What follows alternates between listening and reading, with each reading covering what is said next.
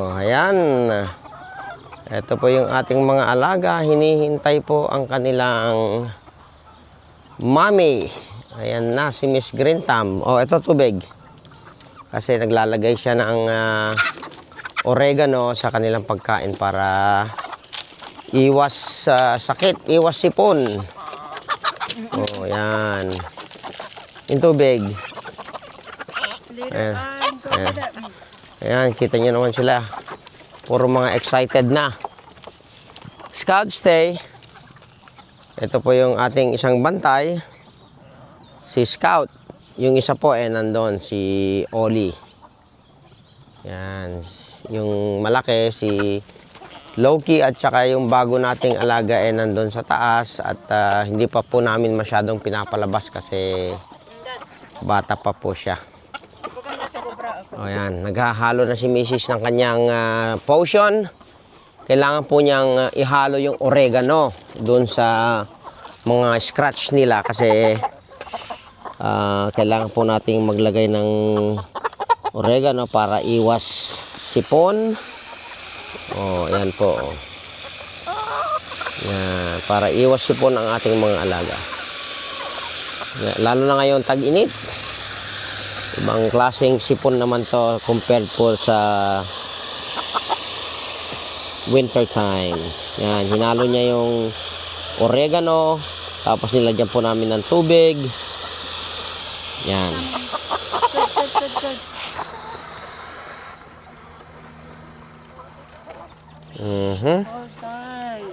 Yan, ready na siya. Gutom na sila. Oh. 80 plus Siguro nasa ano pa rin tatay natin itong mga manok. 70 to 80 siguro itong manok natin. Andun yung iba nangingitlog at sinusupplement namin kahit konti ng mga chicken feeds pa rin. Pero yung mga yun ay karamihan ay mga bunga, mga scratch kung tinatawag. Chicken scratch. Peck and scratch. And then konting laying pellets. And then mostly na po mga organic feeds na po na galing sa aming compost at saka dito sa mga grass. Yan. Minatabas po namin yan at binibigay sa ating mga manok. Konti na lang po natira pero yan. Umuusbong na naman yung pinagtabasan po natin yan. Ayan. Tinitira na nila yung potion ni Mrs. Nilagyan niya ng oregano. Ayan. Ang cute po ng tandang na yan. Oh. Maliit. Boksingero yan. Dalawa sila noon. Ating cookies and cream. Ayan. Halo-halo na itong breed natin. May halong Rhode Island, New Hampshire Red, ganyan. Tapos Heritage Chicken. Sorry. At saka mga native. Meron na rin po lahing native yan. Ayan. Ayan po si Oli. Oli! Ayan. Ito yung ating mga guardian angels, guardian dogs. Saka si Scout. Ito si Oli ay may lahing Australian Shepherd or Kettle Dog. Si Scout naman Belgian Shepherd kasi halo siya na Anatolian at saka Belgian.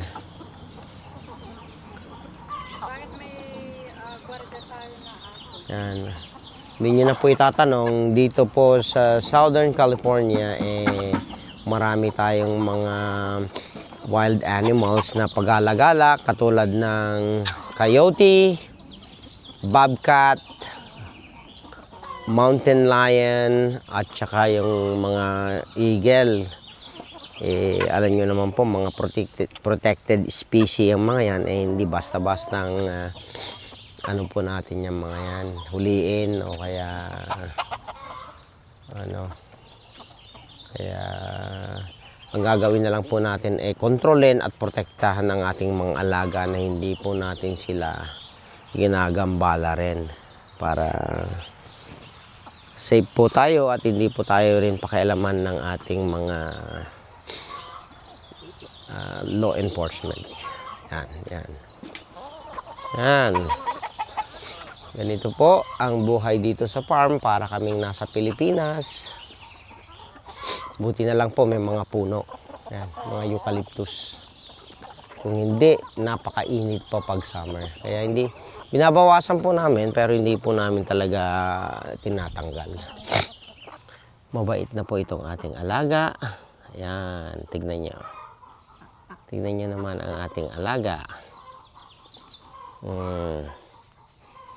Dati mailap to pero ngayon mabait na siya. Okay. Pwede na tayong maging magkaibigan. Ito na si Koda, ang ating bagong alagang lamb. Yan. Bata pa to, mga 14 weeks. 14 weeks pa lang siya. Yan. Meet our new friend, Koda, the lamb.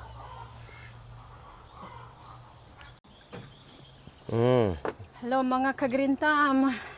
Anong ginagawa mo, Miss Brentam? Andito po tayo ngayon sa may chicken coop area. Kasama natin si Ben Kuda, ang ating kaibigan na nag-iisang lang. Hi Ben! Hello! Come here! Hi Ben!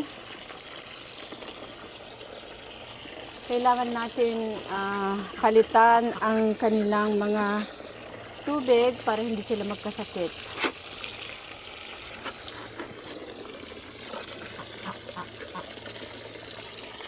Kailangan natin palitan every day. Dito din yung mga alaga nating pato.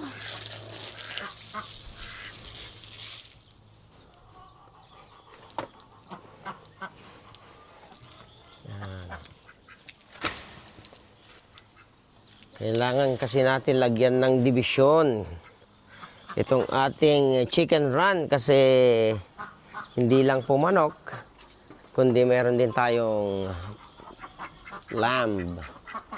Yan, binigay lang po yan pero nag-iisa.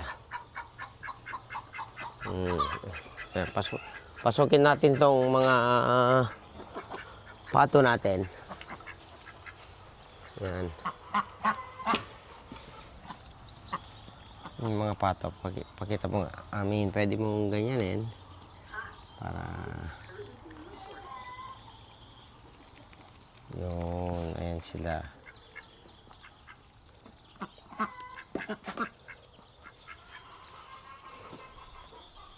Pakita mo yung itlog nila. Mayroon silang maliit na pond para sila yung lumangoy.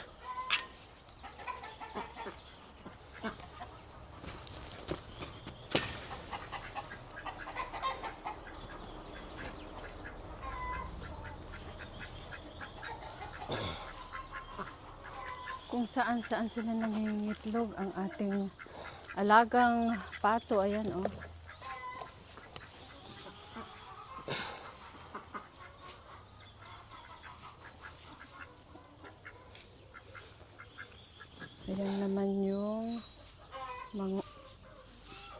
Ayan naman yung mga manok natin.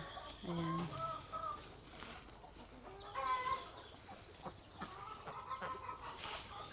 Ayan, sister.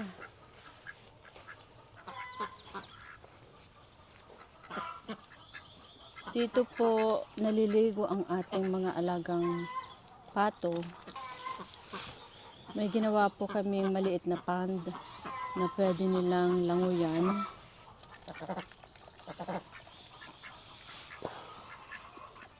Naglagay tayo ng maliit na pond. Hindi pa tayo nakapaglinis. Kadarating lang po natin.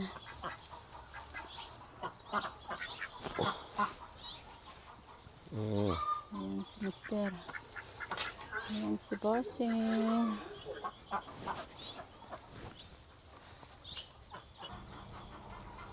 Hi, Ben. Good morning.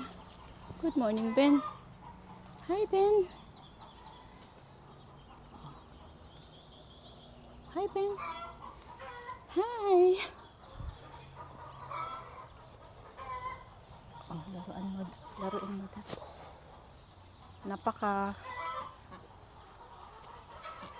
Napakaamo po ng ating alaga. Lamb. Yan. Maamo na po siya kasi palagi po natin ginaganto. Dati tumatakbo pero ngayon maamo na siya.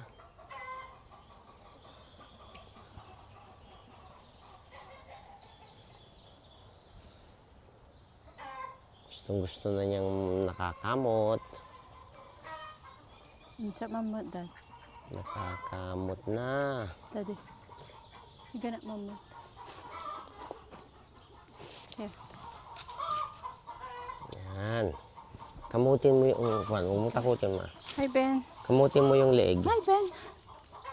Come on. Hello. Hi, baby. Hi, Ben. Napaka-sweet mo naman. Hi, Ben. Yan. Hello. We're friends, right? We're friends. Oh, you're so sweet. You're so sweet. Kamutin mo yung leeg mo. Gusto niya. Hi. Hi, buddy.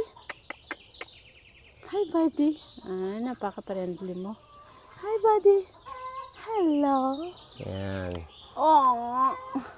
Hopefully makakuha din tayo ng kasama niya kasi kawawa naman, mag-isa lang siya. Dalawa siya nung binigay kaso nga pagdating dito na-stress yata yung sasakyan at hindi pinalad.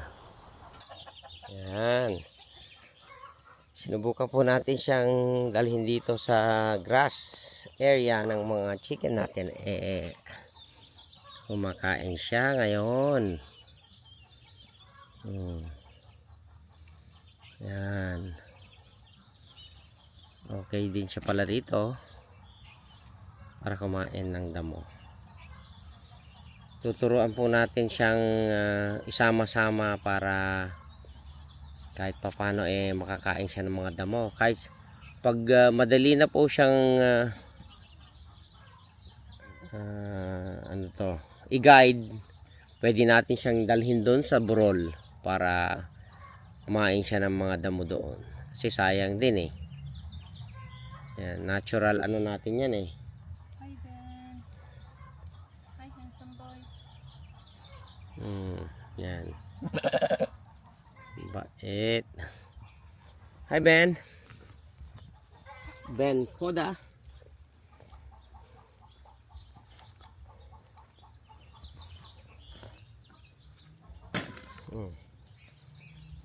Hayaan muna natin siya dito.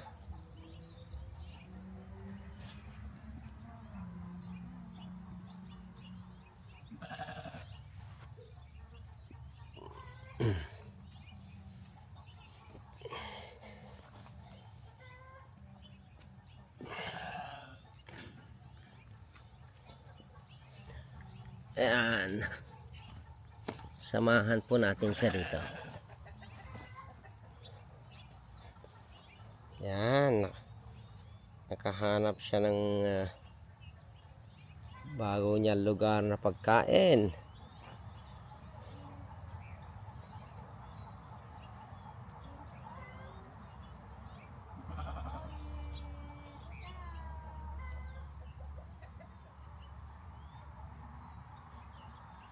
Hopefully maging kaibigan din ng ating mga aso para hindi rin siya gambalain. Siya ng bago niyang kainan.